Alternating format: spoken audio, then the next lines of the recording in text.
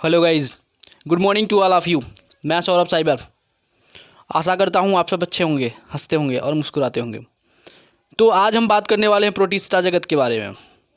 Protista जगत को क्या कहा जाता है, इसके अंतर्गत कौन कौन से जीव आते हैं और इस जगत की विशेषता क्या है।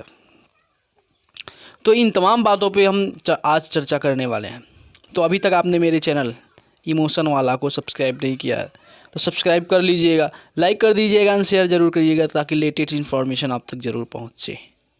और ठंडी बढ़ चुकी है तो आप अपने आप को ठंडी के सर्दी के अनुकूल रखिए और जितना हो सके क्या कहते हैं, ठंडी से बचिए, क्योंकि ये मौसम काफ़ी ठंडा है और इसमें आपको फीवर्स और ये तमाम प्रकार की बीमारियां हो सकती हैं, तो ठंडी से बचिए। देखिए, बात करते हैं हम प्रोटिस्टा जगत की। तो सभी जगत की एक अपनी विशेषता होती है। जैसे हमने इससे पिछले वाले वीडियो में हमने पढ़ा था कि जो मोनेरा जगत होता है उसकी विशेषता क्या है कि उसमें सभी प्रोकैरियोटिक आएंगे। अब प्रोकैरियोटिक आ चुके हैं, प्रोकैरियोटिक सेल वाले जीव आ चुके हैं, बाकी बचा कौन, यूकैरियोटिक वाले सेल। तब यूकैरियोटिक की कहानी यहाँ से शुरू होती है, कहाँ तक ख़त्म होगी, तो ध्यान दीजिएगा, एनिमेलिया तक ख़त्म हो जाएगी। 4 जगतों में सिर्फ यूकैरियोटिक हैं, तो आप ये कह सकते हो कि सबसे ज़्यादा अगर किसी सेल या फिर कोई सेल अगर इस जगत में मौजूद है पूरे जगत में, तो वो यूकैरियोटिक सेल है। हालांकि संख्या की बात हम नहीं करेंगे, क्योंकि संख्या में मोनेरा जगत आगे निकल जाएगा, क्योंकि उसमें बहुत छोटे छोटे जीवाणु होते हैं, बैक्टीरिया होते हैं। वायरस का किसी भी, ध्यान दीजिएगा, वायरस का किसी भी जगत में कोई नामो निशान या फिर कोई भी डिस्कशन नहीं किया गया है कि वायरस कहाँ रहेंगे। तो वायरस को हम छोड़ेंगे, जो बच जाता है हम उसको बाद में देखेंगे कि इसकी कहानी क्या है। अब हम बढ़ते हैं अपने प्रोटिस्टा जगत की तरफ। तो प्रोटिस्टा जगत की एक खास बात यह है कि इसमें यूकैरियोटिक सेल शुरू होती है, यानी यूकैरियोटिक सेल पाई जाती है। यूकैरियोटिक सेल की विशेषता क्या है, इसमें जब सभी कोशिकांग क्या होते हैं, जितने भी ऑर्गन्स होते हैं, सेल ऑर्गन्स होते हैं, उसमें क्या होती है, एक झिल्ली होती है और उसी झिल्ली में बंधे होते हैं सुविकसित केंद्रक पाया जाता है, जो इस जगत की सबसे बड़ी उपलब्धि है, या फिर आप कह सकते हो इस जगत की, प्रोटिस्टा जगत या फिर यूकैरियोटिक सेल की सबसे बड़ी विशेषता है। अब हम बात करते हैं कि कौन कौन सी इसमें भी कितने टाइप होते हैं। तो ध्यान दीजिएगा, ये 2 पार्ट में जाएगा, क्योंकि ये थोड़ा बड़ा है। मोनेरा जगत हमारा थोड़ा सा छोटा था, इसलिए हमने एक पार्ट में उसको निपटा दिया था। इसको 2 पार्ट में जाएगा। इसमें आप पढ़ोगे, क्या कहते हैं, इसका इंट्रोडक्शन पढ़ोगे। इंट्रोडक्शन पढ़ने के बाद 2 टाइप से पढ़ोगे, उसके बाद तीसरा चौथा टाइप से अगले वाले वीडियो में बताएंगे। तो देखिए, यहाँ पे प्रोटिस्टा को हम लोग क्या कहते हैं, प्रजीव जगत कहते हैं। क्या कहते हैं, प्रजीव जगत। जैसे मोनेरा को कहते हैं आर्किया, इसको कहते हैं प्रजीव जगत। अब प्रजीव जगत कहने का मतलब क्या, कि इसमें जो भी जीव रहेंगे या फिर जिस प्रकार की कोशिका उपस्थित रहेगी, उसमें क्या होगा, केंद्रक डिफाइन होगा। सबसे बड़ी बात है कि केंद्रक सुविकसित होना, केंद्रक परिभाषित होना, केंद्रक का स्थान की केंद्रक यहीं पे होगा।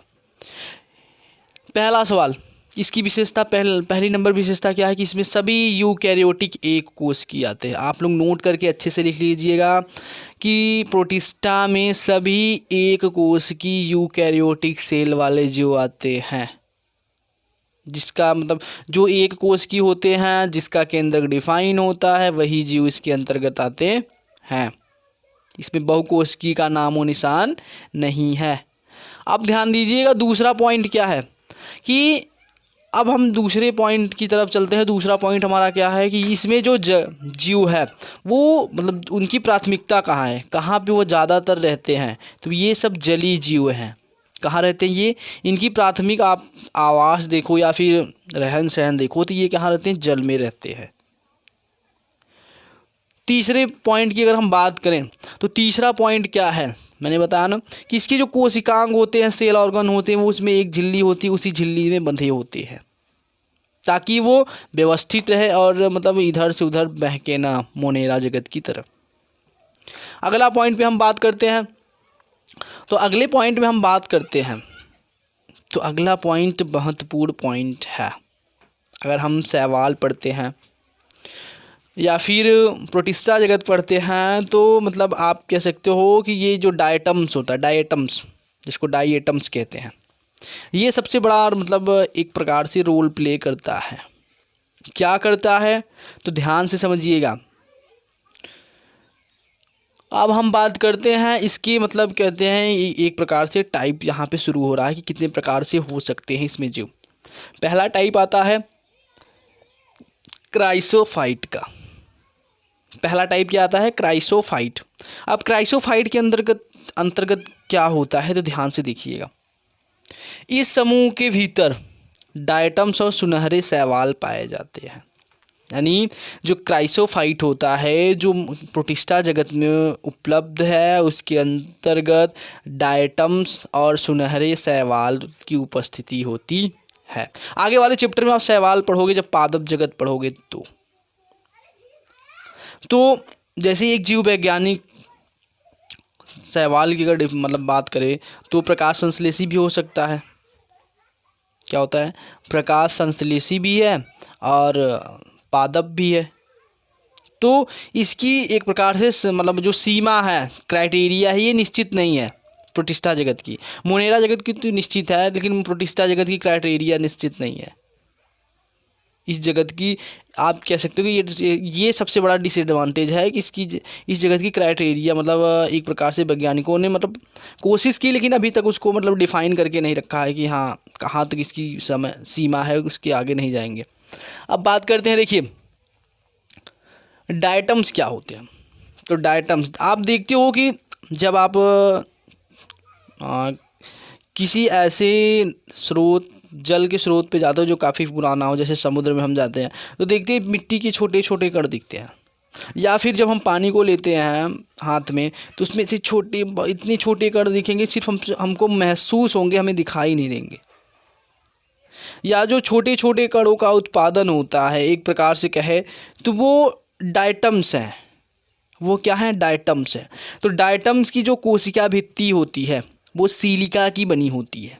सबसे बड़ा सवाल कि डायटम्स की जो कोशिका भित्ति होती है वो किससे बनी होती है? सिलिका से बनी होती है। इसीलिए आप समुद्र के मतलब नीचे तल में देखोगे तो छोटे छोटे एकदम कण मौजूद होते हैं जो क्या करते हैं जो डायटम्स की कोशिका भित्ति होती है वो क्या होती है, धीरे धीरे क्या कहते हैं, जब डायटम्स मर जाते हैं तो उनकी कोशिका जो भित्ति होती है वो क्या हो जाती है? बच जाती है।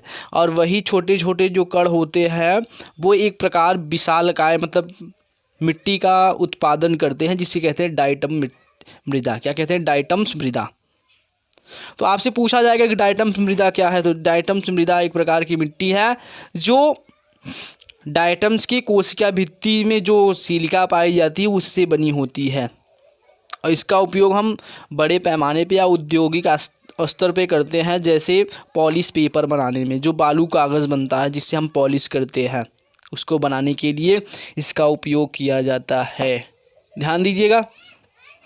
अगला पॉइंट है बड़ी संख्या में कोशिका भित्ति को छोड़ते हैं जिसे डायटमी मृदा कहते हैं। यानी ये जो जीव है ये अपनी कोशिका भित्ति को मतलब तेज़ी से छोड़ते हैं। अब तेज़ी से छोड़ेंगे तो जितनी मतलब कोशिका भित्ति होंगे उतने छोटे छोटे कण होंगे और सब किससे बने हैं? सिलिका से बने हैं। सिलिका का मतलब क्या हो गया? एक प्रकार का मतलब मिट्टी का बुरादा, खड़िया जिसको कहते हो। अब हम बात करते हैं अगला, डायटमी मृदा का उपयोग पॉलिश पेपर बनाने में किया जाता है। यानी डायटमी मृदा का जो मिट्टी बच जाती है लाखों करोड़ों लाखों साल की, तो उसमें हम क्या करते हैं? उसका उपयोग हम पॉलिश पेपर बनाने में करते हैं। यहाँ तक तो बात क्लियर हो जानी चाहिए। ये 3-4 पॉइंट थी क्राइसोफाइट की कि ये कहाँ रहते हैं और उसके बाद क्या करते हैं, इसके अंतर्गत कौन आते हैं। सबसे महत्वपूर्ण क्या है, ध्यान दीजिएगा, डायटम्स का उपयोग टूथपेस्ट बनाने में भी किया जाता है। डायटम्स का उपयोग टूथपेस्ट बनाने में किया जाता है। अब बात करते हैं अगली जो भाग है, अगला भाग है हमारा यहाँ पे डायनोफ्लैंजिलेट।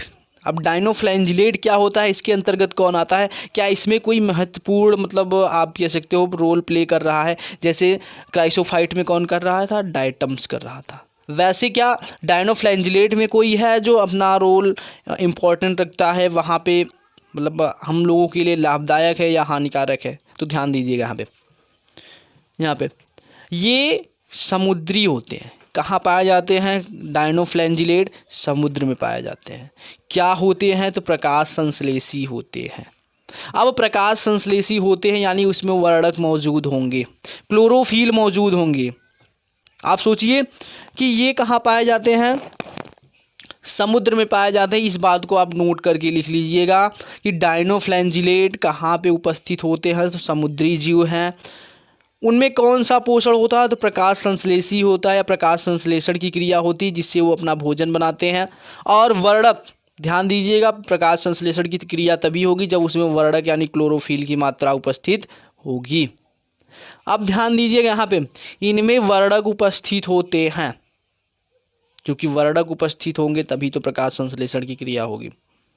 अब ध्यान दीजिएगा आगे कौन कौन से? तो हरे, भूरे, नीले और लाल। आपसे एक सवाल कि जो लाल शैवाल होता है उसमें कौन सा वर्णक उपस्थित होता है